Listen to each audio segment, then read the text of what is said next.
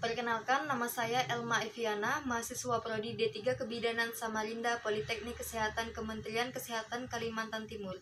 Di sini saya akan melakukan presentasi mengenai laporan tugas akhir asuhan kebidanan komprehensif pada Ibu Y di Bidan Praktik Mandiri Usmiati Rahmah, Sarjana Sains Terapan, Kota Samarinda tahun 2020. Pada laporan tugas akhir ini terdiri dari bab 1 pendahuluan, bab 2 tinjauan pustaka, bab 3 metode laporan kasus, bab 4 tinjauan kasus, bab 5 pembahasan, dan bab 6 penutup. Bab 1 terdiri dari latar belakang, rumusan masalah, tujuan, manfaat, ruang lingkup, dan sistematika penulisan. Latar belakang yaitu AKI di Kalimantan Timur pada tahun 2016 adalah 133 jiwa dan angka kematian bayi mencapai 20 jiwa menurut Profil Kesehatan Kalimantan Timur 2012. Berdasarkan survei pada Kota Samarinda, angka kematian ibu di Samarinda mencapai 15 jiwa, sedangkan angka kematian bayi mencapai 30 jiwa. Sedangkan hasil studi pendahuluan yang dilakukan di Puskesmas Bengkuring pada tahun 2018 didapatkan angka kematian bayi sebanyak 1 jiwa. Menurut Puskesmas Bengkuring 2018. Hasil studi yang dilakukan di Praktik Mandiri Bidan Usmiati Rahmah, Sarjana Sains Terapan didapatkan data pasien Ibu Y usia 31 tahun, G2P100 dengan usia kehamilan 36-37 minggu adalah ibu dengan jarak kehamilan lebih dari 10 tahun dan multigravida berdasarkan skor Puji Rohayati.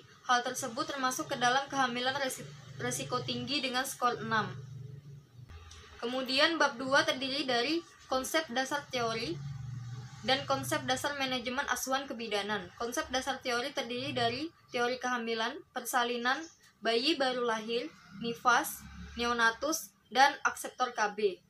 Bab 3, metode laporan kasus.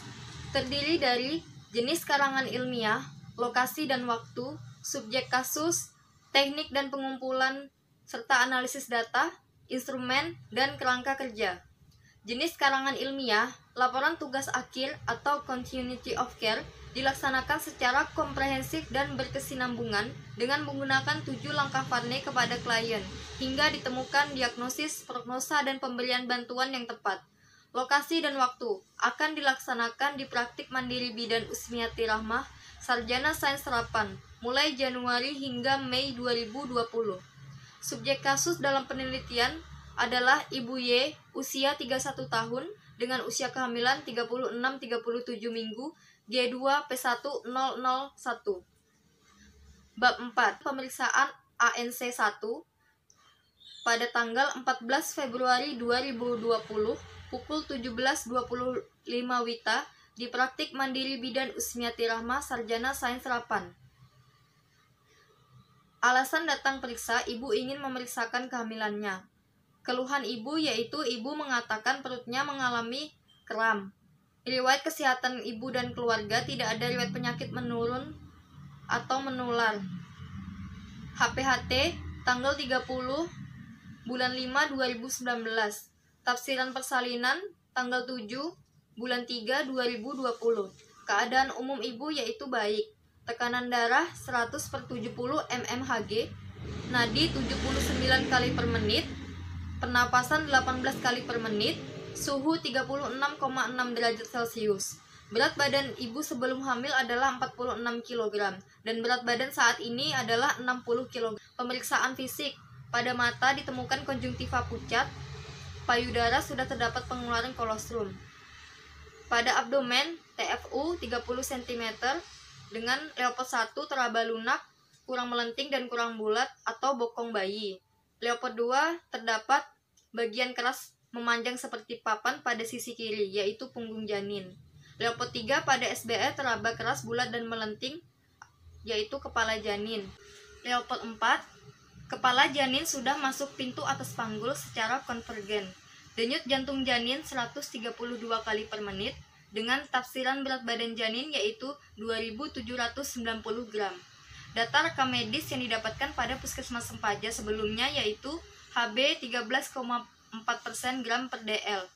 Diagnosa ibu G2P1001 dengan usia kehamilan 37 minggu 2 hari, janin tunggal hidup intrauteri.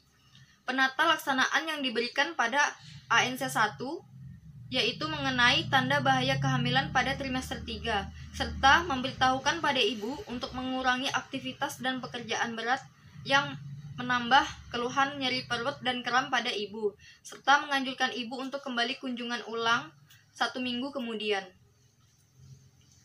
Pelaksanaan ANC2 dilaksanakan pada tanggal 21 Februari 2020. Waktu pelaksanaan yaitu 17.15 WITA di Praktik Mandiri Bidan Usmiati Rahmah Sarjana Sains Terapan. Keluhan ibu tidak ada, berat badan saat ini 60 kg. Pemeriksaan fisik yang didapatkan adalah tinggi fundus uteri 30 cm.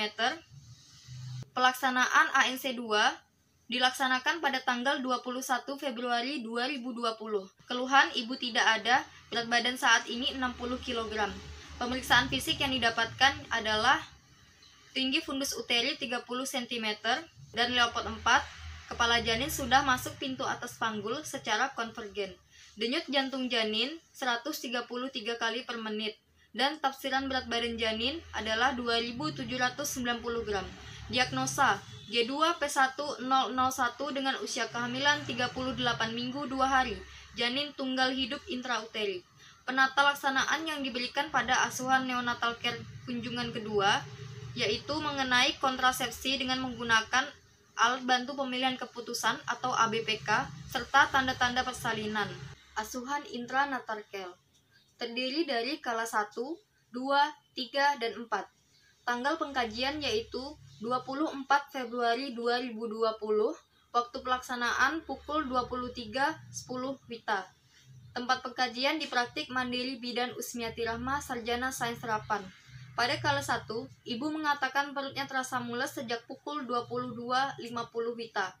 Dilakukan pemeriksaan fisik pada abdomen tinggi fundus uteri teraba 30 cm, kepala janin sudah masuk pintu atas panggul secara divergen, dan tafsiran berat badan janin 2.950 gram, denyut jantung janin 139 kali per menit. Pada pukul 23.15 WITA dilakukan pemeriksaan dalam 2 cm dengan porsio kaku dan tebal, ketuban masih utuh, presentasi kepala, denominator ubun-ubun kecil dan tidak teraba bagian ekstremitas janin.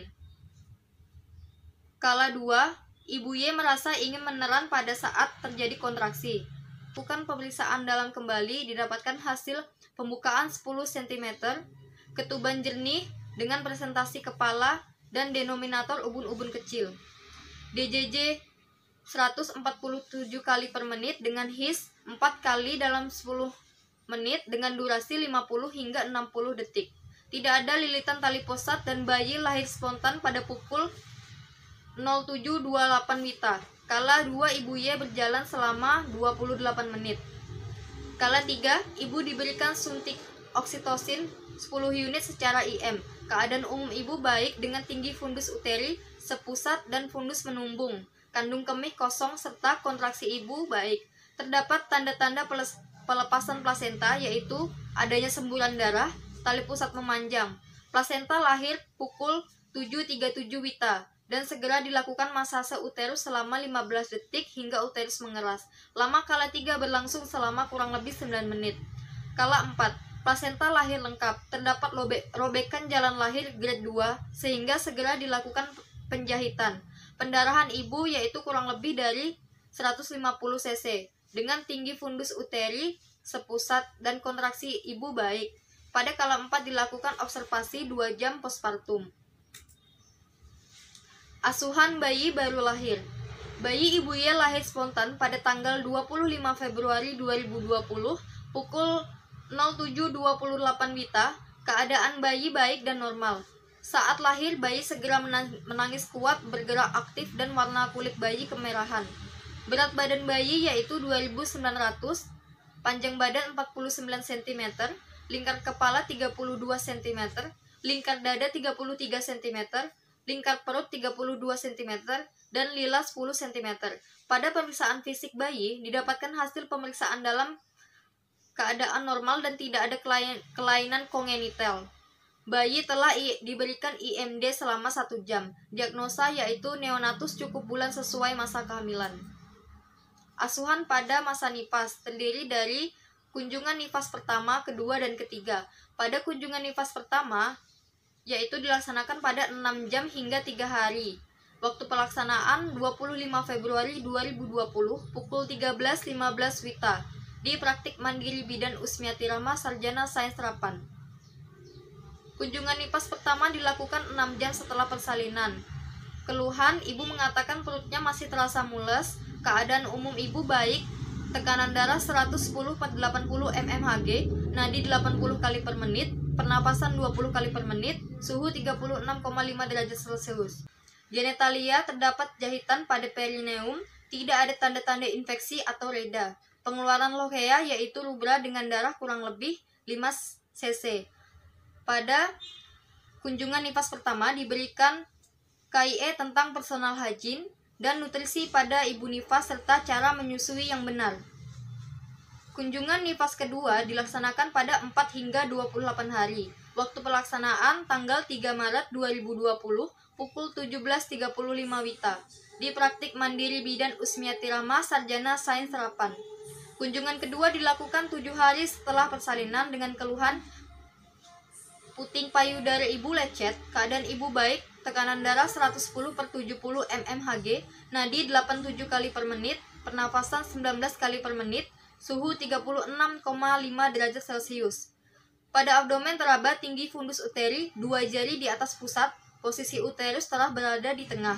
Genitalia, luka jahitan perineum telah menyatu dengan kulit, tidak ada tanda-tanda infeksi atau reda. Pada kunjungan ketiga dilakukan 37 hari setelah persalinan. Keluhan ibu tidak ada, keadaan ibu baik, tekanan darah 110/80 mmHg, nadi 79 kali per menit, pernapasan 18 kali per menit, suhu 36,7 derajat Celcius. Hasil pemeriksaan fisik ibu Y dalam keadaan normal. Asuhan akseptor KB dilaksanakan pada tanggal 3 April 2020. Waktu pelaksanaan pukul 12.40 WITA di Praktik Mandiri Bidan Usmiati Rahma Sarjana Sains Terapan. Keluhan ibu tidak ada, pemeriksaan umum keadaan umum ibu baik, tekanan darah 120 mmHg, nadi 85 kali per menit, pernafasan 19 kali per menit, suhu 36,6 derajat Celcius. Pemeriksaan fisik, hasil pemeriksaan fisik pada ibu Y dalam keadaan baik dan normal. Ibu diberikan penjelasan mengenai informed consent dan metode serta keuntungan dan kerugian KB suntik 3 bulan karena tidak mempengaruhi produksi ASI. Pada pukul 13.23 WITA, ibu menggunakan KB suntik 3 bulan. KN1 dilaksanakan 6 jam hingga 3 hari. Waktu pelaksanaan 25 Februari 2020 pukul 12.30 WITA di Praktik Mandiri Bidan Usmiati Rahma Sarjana Sains Terapan. Pada kunjungan pertama dilakukan 6 jam setelah kelahiran. Dilakukan pemantauan dan pemeriksaan bayi. Bayi mengkonsumsi ASI dan bayi telah buang air kecil sebanyak 1 kali dengan warna jernih dan bayi telah buang air besar sebanyak 1 kali dengan warna hijau kehitaman. Keadaan umum bayi baik. Pernapasan bayi 43 kali per menit, nadi 132 kali per menit, suhu 36,6 derajat Celcius. Berat badan bayi 2.900 gram. Pada pemeriksaan abdomen terdapat 2 arteri 1 vena, tidak ada tanda-tanda infeksi. Ekstremitas jari-jari tangan dan kaki bayi lengkap, tidak ada kelainan kongenital. KN2 dilaksanakan 3 hingga 7 hari setelah kelahiran. Waktu pelaksanaan adalah 25 Februari 2020 pukul 17.20 WITA. Pada kunjungan kedua dilakukan 7 hari setelah kelahiran bayi. Dilakukan pemantauan dan pemeriksaan pada bayi. Bayi mendapatkan ASI setiap 2 jam sekali. Buang air kecil dalam sehari 4 hingga 5 kali dengan warna kuning. Dan buang air besar dalam sehari 3 hingga 4 kali dengan warna kuning kecoklatan. Keadaan umum bayi baik dengan pernapasan 49 kali per menit, nadi 136 kali per menit, suhu 36,8 derajat Celcius, dan berat badan bayi mengalami kenaikan yaitu dari 2.900 hingga 3.200 gram. Kunjungan neonatus ketiga dilaksanakan pada 8 hingga 28 hari. Pemeriksaan abdomen, perut bayi tidak kembung, bising usus 2 kali per menit, dan tidak ada kelainan pada neonatus. Pada kunjungan ketiga diberikan KIE mengenai imunisasi. Bab 5. Pembahasan. Pada pemeriksaan antenatal care ditemukan Ibu Y selama hamil sudah memeriksakan diri sebanyak 10 kali. Hal ini sesuai dengan standar kunjungan antenatal care minimal 4 kali. Kala satu ibu berlangsung selama kurang lebih 8 jam, mulai dari pembukaan 2 cm hingga 10 cm. Tidak ada kesenjangan antara teori dan kenyataan yang mengatakan lama kala satu untuk multigravida berlangsung 8 jam, menurut Manuaba 2010.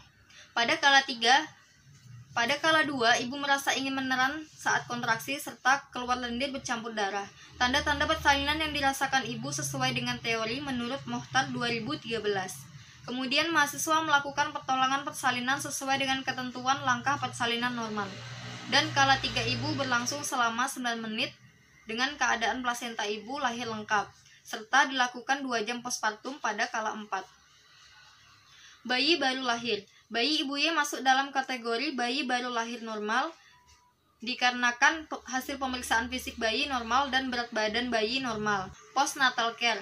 Dalam pemeriksaan ini, Ibu Y telah mendapatkan 3 kali kunjungan, yaitu 6 jam setelah persalinan, 7 hari setelah persalinan, dan 37 hari setelah persalinan.